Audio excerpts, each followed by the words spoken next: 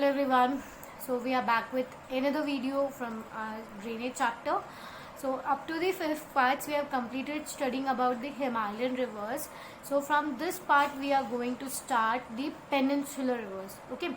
So basically beta we have already studied the differentiation between the Himalayan rivers and the peninsular rivers. So basically you know what is peninsular rivers and what are the rivers that we are going to study in this. Okay. So still we will make a quick revision. What are the peninsular rivers, or what are the features of peninsular rivers. Then we'll talk about one rivers basically in detail. Okay. सो स्टार्टिंगली कि भाई peninsular reverse ही क्या होती है. तो peninsular reverse जो है बेटा, ये जो ड्रेनेज सिस्टम है ये हिमालय से भी ज़्यादा ओल्ड है. याद करो जब हम लोगों ने डिफ्रेंसिएशन टेबुलर फॉर्म में जब पढ़ा था तो उसमें क्या पढ़ा था कि हिमालयन रिवर्स जो होती है वो यंग होती है और जो पेनिनसुलर रिवर्स है वो होती है वो थोड़ी कंपेरेटिवली ओल्डर होती है. इसको आप ओल्डर क्यों होती है ये भी समझने की कोशिश करो कि जो कंपेरेटिवली अगर आप पढ़ो हिमालय जो पेनिनसुलर रीजन को ध्यान में कंपेयर में अगर हम पढ़ते हैं तो याद करो सेकंड चैप्टर में हमने क्या पढ़ा था कि जो हिमालयाज है वो newly formed like land mass है.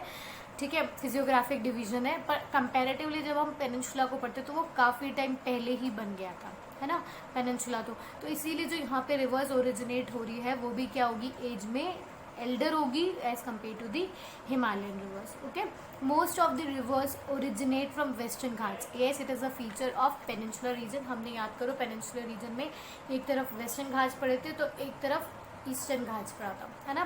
तो उस वेस्टर्न और ईस्टर्न घाट्स के अंदर बेटा, ठीक है, उस वेस्टर्न और ईस्टर्न घाट्स के अंदर मोस्ट ऑफ द रिवर्स जो होती है वो यहाँ पे इस साइड में राइज होती है और फिर उसके बाद में वो सब कहाँ चली जाती है, ईस्टवर्ड फ्लो में. हमने देखा था ना कि कुछ स्लोप होता है, यहाँ वाला इस तरह से स्लोप आता है तो when you will see the west is elevated और जो ईस्टर्न साइड है वो थोड़ा सा लाइक शैलो है या नैरो है, हम लोग और ज़्यादा डेप्थ में समझ सकते हैं उसको. ओके, पर यहाँ पे आपको भी एक और वर्ड का भी ध्यान रखना है कि I have written most of the rivers, ना कि ऑल द रिवर्स. कुछ एक दो एक्सेप्शनल है, जैसे हमारे पास नर्मदा और तापी रिवर है, वो क्या करती है, वो वेस्ट में जाकर के सबमर्ज होती है instead of going to the east.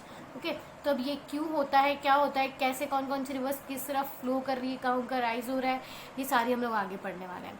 These rivers are characterised by fixed course. ठीक है, मतलब दैट मीन्स कि अगर हम बात करते हैं बेटा जो हिमालयन रिवर्स होती है, कभी कभी तो उनका जो फ्लड प्लेन होता है वो इतना होता है, फिर बहुत सी बार वो एक्सपैंड होकर के और भी ज़्यादा बढ़ जाता है. Right, so you need to understand this thing कि ये जो रिवर्स है मतलब इनका जो अब इनमें पानी तो ज़्यादा होता नहीं है. ओके, ये सीजनल भी होती है तो इनमें पानी ज़्यादा ना होने की वजह से एक फिक्स्ड एरिया में ही मूव करती है.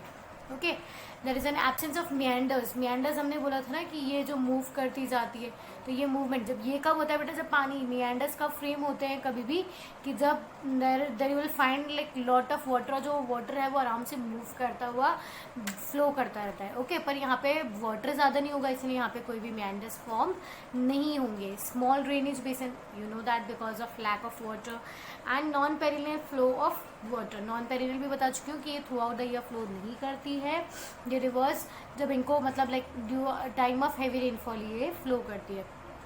सो अब इसमें कौन कौन सी रिवर्स आती है, कौन कौन सी रिवर्स को हम पेनिनसुलर रिवर्स बोलते हैं, that is Narmada, Tapi, Krishna, Kaveri, Mahanadi and Godavari. These rivers we are going to study in detail also. Okay, so basically starting with the Narmada river. यहाँ पे देखो सबका आपको ओरिजिन भी दिख रहा है. गंगा के बारे में हमने पढ़ा था, है ना. यहाँ इंडस के बारे में भी हम लोगों ने पढ़ा था. फिर उसके बाद में हम लोगों ने यहाँ पे ब्रह्मपुत्र के बारे में पढ़ा था. तो ये रिवर्स तो हम लोग तीनों तो हम हिमालयन के अंदर पढ़ चुके थे. अब बाकी वापस देखो हमारी नर्मदा, तापी, गोदावरी, कृष्णा, कावेरी एंड महानदी, केवल इन रिवर्स के बारे में हमको यहाँ से पढ़ना है. ओके, तो अब आपको एक और चीज़ इंपॉर्टेंट यहाँ पे याद रख लो कि नर्मदा जो है वो नॉर्थ ऑफ विंध्यांचल रेंज आती है. ठीक है, और तापी जो है वो साउथ ऑफ विंध्यांचल रेंज आ जाती है. इसको और हम लोग डिटेल में इसको एक मैं ना आपको एक फॉर्मूला भी दूंगी, दैट इज मतलब उस शॉर्ट फॉर्म से आप इसको याद भी कर सकते हो. तो हम लोग स्टार्ट कर लेते हैं हमारी पहली रिवर नर्मदा से. Okay, so Narmada river, Narmada basin, that is VNS. I have told you about the short form कि मैंने शायद इसके बारे में पहले भी आप लोगों से डिस्कस कर रखा होगा, और इनफैक्ट अगर नहीं भी हमने किया है तो हम लोग इसको VNS को कैसे समझेंगे. Vindhyachal range for V, and for Narmada, and for Satpura range is S. तो दैट मीन्स ये इस तरह से आएगा बेटा। अब आप इसको मैप के थ्रू समझने की कोशिश करो। Here it is. ओके, यहाँ पे ये विंध्याचल रेंज जा रही है, यहाँ सतपुरा रेंज जा रही है, ठीक है।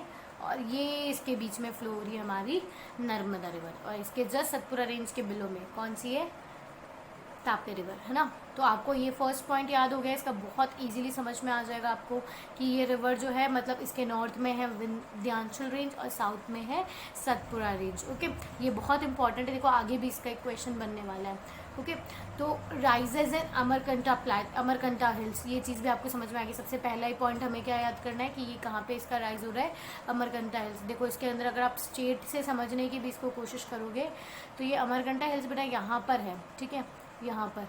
तो मध्य प्रदेश के अंदर इस रिवर का क्या हो रहा है, राइज हो रहा है। अमरकंटा हिल्स भी कहाँ पर आ जाती है, मध्य प्रदेश में। ओके, फिर उसके बाद में देखो कहाँ पे क्या पॉइंट है next, it flows west in the rift valley due to faulting. अब आपको मैंने यही चीज़ अभी समझाई थी। देखो मोस्ट ऑफ द रिवर्स जो है वो तो कहाँ मूव कर रही है, ईस्ट में, पर ये एक ऐसी रिवर है जो कहाँ जाती है, वेस्ट में, है ना। जबकि हमें पता है कि भाई पानी का स्लोप, पानी जो है वो स्लोप के अकॉर्डिंग मूव करता है, और स्लोप किस डायरेक्शन में, ईस्टर्न डायरेक्शन में।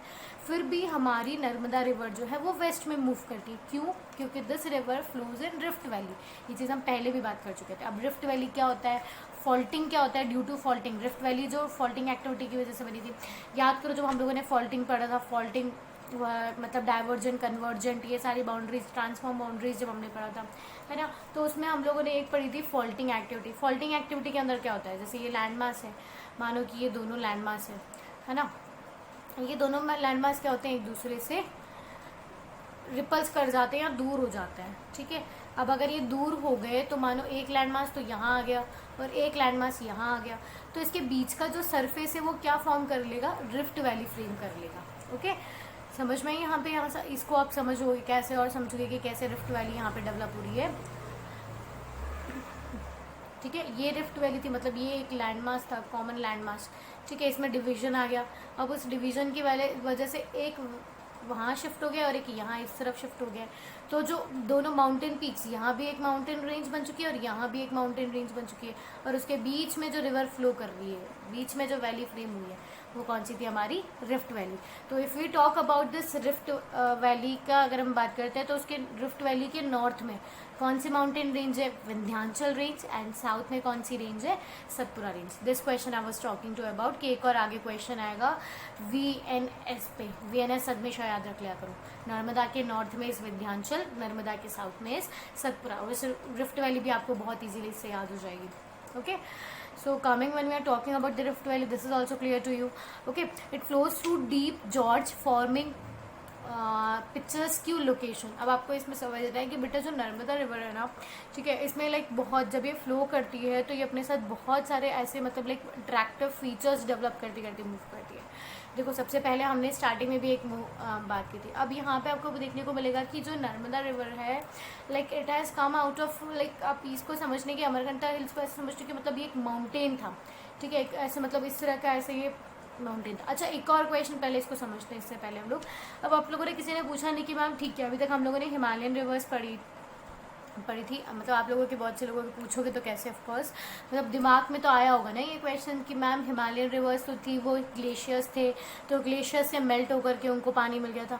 अब यहाँ पर तो क्या चीज़ है, यहाँ पर कैसे, यहाँ पे मतलब आप, यहाँ भी कोई ग्लेशियर नहीं है, यहाँ कुछ ऐसा है नहीं। तो यहाँ अगर हम लोग बात करते हैं सदर्न रिवर्स की या पेनिनसुलर रिवर्स की, तो वो कैसे अराइज हो रही है, ठीक है। तो आप यहाँ पे समझने की कोशिश करो बेटा कि ये जो माउंटेन है वो एक स्पॉन्ग की तरह वर्क करता है। स्पॉन्ग मतलब समझते हो ना, लाइक यू हैव सीन या डस्टर्स वगैरह जो होते हैं हमारे क्लास में, स्पॉन्ग, ठीक है। अब इसके अंदर क्या होता है बेटा, अब इसमें जब रेनफॉल होती है तो यहाँ पे जितना भी पानी यहाँ पर आता है ना, वो आई एम सॉरी, यहाँ जितना भी पानी आता है वो क्या होता है, यहाँ पे स्टीप हो जाता है। मतलब जो माउंटेन रिफ्ट है, जो अमरकंटक प्लेट्यू था, ठीक है। अब वापस इसको समझने की कोशिश करो। I think so I have confuse you people a lot. Question समझो पहले मेरा क्वेश्चन, हम किस क्वेश्चन की बात कर रहे हैं। अमरकंटक प्लेट्यू पे कोई भी ग्लेशियर नहीं है ना, तो वहाँ से रिवर नर्मदा, इतनी बड़ी रिवर कैसे अराइज हो रही है। तो अब ये अमरकंटक प्लेट्यू का स्ट्रक्चर है, ओके। तो अब अमरकंटक प्लेट्यू जो वो एक क्या बनाता है, मतलब लाइक वो एक स्पॉन्ग हिल है। स्पॉन्ग मतलब समझने के लिए आप समझो कि यहाँ पे जब बारिश आती है बेटा, है ना, तो जब रेनफॉल होता है that time you need to understand कि ये क्या करता है, सारा जो वाटर है उसको मतलब एब्जॉर्व कर लेता है, ठीक है। अब वाटर इसने एब्जॉर्व कर लिया बेटा, तो यहाँ पर तो स्पेस था, तो यहाँ पर इसीलिए वाटर क्या गया, स्टोर हो गया, ओके। पर अब यहाँ पर और ज़्यादा बिलो में पानी नहीं आ सकता, क्योंकि यहाँ पर तो क्या है, देयर इज़ लाइक सेडिमेंट्स जो होते हैं बड़े बड़े, मतलब लाइक यहाँ पे हार्ड रॉक है, आप इसको समझने की कोशिश करो। तो पानी जो है वो और ज़्यादा नीचे नहीं जा पाएगा, वो यहीं पे स्टोर अप हो जाएगा, ठीक है। अब एक टाइम ऐसा आएगा बेटा कि जब जहाँ बहुत ज़्यादा पानी हो जाएगा, तो अब ये पानी जो ऑलरेडी स्टोर्ड हुआ था, ये क्या करेगा, यहाँ से फ्लो करने की कोशिश करेगा, ओके। और वो जो फ्लो करने की कोशिश करेगा, तो ये क्या बना लेगा, स्ट्रीम्स बना लेगा, okay. Got it clear, streams बन गई यहाँ पे हमारी। नर्मदा कैसे राइज हुई ये भी आपको समझ में आ गया, ठीक है। तो बेसिकली जब आप ये समझ चुके हो, तो मैंने आपको वापस से समझाया था कि जब हम जॉर्ज की बात करें, अब नर्मदा जो है वो एक हिल से निकल रही है, एक अमरकंटक प्लेट्यू से निकल रही है। तो जब वो हिल से निकलेगी बेटा, तो वो क्या करेगी ना कि वो बहुत सारे माउंटेन्स को ऐसे कट करके निकलेगी, देखो दिख रहा है ना, यहाँ माउंटेन्स लाइज आ गई, यहाँ माउंटेन्स आ गई, तो ये जॉर्ज हो गया, ठीक है, ये जॉर्ज हो गया। ये भी समझ में आ गया आपको कि ये जॉर्ज कैसे है, कि बहुत सारे माउंटेन्स वगैरह देखो इनको कट करते हुए निकल रही है, और बहुत सारे यूनिक फीचर्स वो बनाती है। अब यूनिक फीचर्स जैसे कैसे हो गए, आपको एक बहुत अच्छा एग्जांपल दूँ नर्मदा के अंदर, दैट इज़ धुआधर फॉल्स। अब धुआधर फॉल्स क्या होता है ना, अब I have not added picture here, कि वहाँ पे आपने जैसे नॉर्मली वाटरफॉल देखा है कि जब रिवर जो है वो माउंटेन्स पे से अगर आ रही है, तो माउंटेन से जब वो नीचे उतरेगी तो वो एक फॉल बनाएगी। तो उसका नाम धुआंधर क्यों है, क्योंकि वो एक धुआं, मतलब लाइक धुआं जैसा क्रिएट हो जाता है वहाँ पे, जो वाटर वो इतना ज़्यादा वाइटिश दिखता है, इतना ज़्यादा फॉगी दिखता है कि मतलब लाइक विजिबिलिटी काफ़ी लो हो जाती है वहाँ पे। सो दैट इज़ वाई उसको धुआंधर फॉल्स बोला गया है। सो मतलब ये अलग अलग तरह की मतलब वो फीचर्स डेवलप करती है नर्मदा रिवर जब वो फ्लो करती जाती है, दैट इज़ वाई इसे पिक्चर्स क्यों भी बोला गया है। Remember the last point, it flows through deep George forming pictures Q location, मतलब बहुत ज़्यादा अट्रैक्टिव लोकेशंस। देखिए थे ना अभी हमने जॉर्ज कैसे बना था। Most of the tributaries of Narmada are short and joints at right angle. Now what why the rivers are joining here at right angle, तो आपको ये समझने की ज़रूरत है यहाँ पे कि अब क्या होता है ना बेटा, अब ये चीज़ देखो कि जब मैंने अभी आप लोगों को क्या बात करा था कि यहाँ पे ये क्या करती है, मतलब जब ये रिवर मूव करती है तो ये बहुत सारे हार्ड रॉक्स से टकराते हैं। अभी हमने देखा था ना यहाँ पे कि कैसे रॉक्स यहाँ पे अवेलेबल होते हैं, है ना। तो जब ये बेटा रिवर मूव करने की कोशिश करती है, अब यहाँ पे हार्ड रॉक्स अरेंजमेंट है। तो मैंने आपको हमेशा बताया था कि जब हार्ड रॉक्स का अरेंजमेंट होता है, तो रिवर जब भी यहाँ पे मूव करती है, तो जब रिवर किसी भी ट्रिब्यूटरी से ज्वाइन करेगी, तो वो हमेशा एट राइट एंगल करेगी। दैट मीन्स वो यहाँ पे कौन सा ड्रेनेज पैटर्न बना रही है, रेक्टेंगुलर ड्रेनेज पैटर्न बना रही है, ओके। इससे पहले हम लोगों ने गंगा की बात की थी, तो गंगा हमेशा कैसे फ्लो करती थी, डेंट्रिक के अंदर, ठीक है। एक ट्री खुद को असेंबल, ट्री का फॉर्मेशन वो ले लेती थी, डेंट्रिक खुद को रिसेंबल करती थी।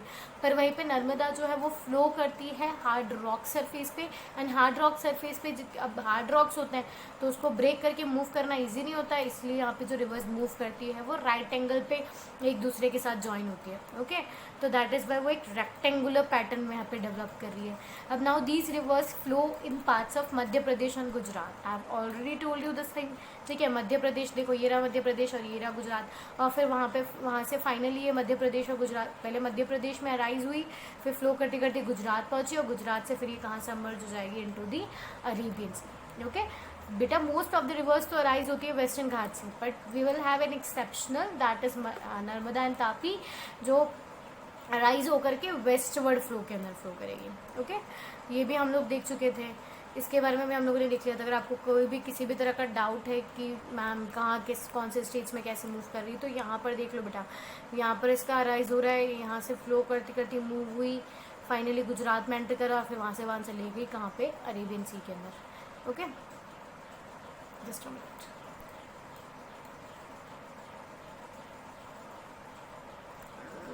आई am unable to zoom this, चलो कोई नहीं।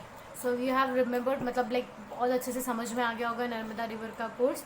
वापस से फिर भी हम लोग एक बार स्टार्टिंग से इसको देख लेते हैं कि क्या चीज़ें हम लोगों ने इसके अंदर देखी थी। नर्मदा के अंदर आपको क्या क्या चीज़ें याद करनी है। अमरकंटक प्लेट्यू से ये राइज होती है, फिर ये रिफ्ट वैली के अंदर फ्लो करती हुई काफ़ी ज़्यादा जॉर्ज और पिक्चर्स क्यू फॉर्म करती है। इस पर जितनी भी रिवर ड्रेन्स, इससे जो ट्रिब्यूटरीज इससे आपको ज्वाइन हो रही है, वो सारी रेक्टेंगुलर पैटर्न के अंदर ज्वाइन होगी।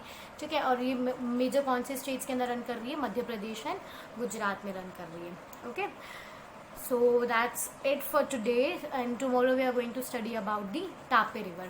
Okay, thank you.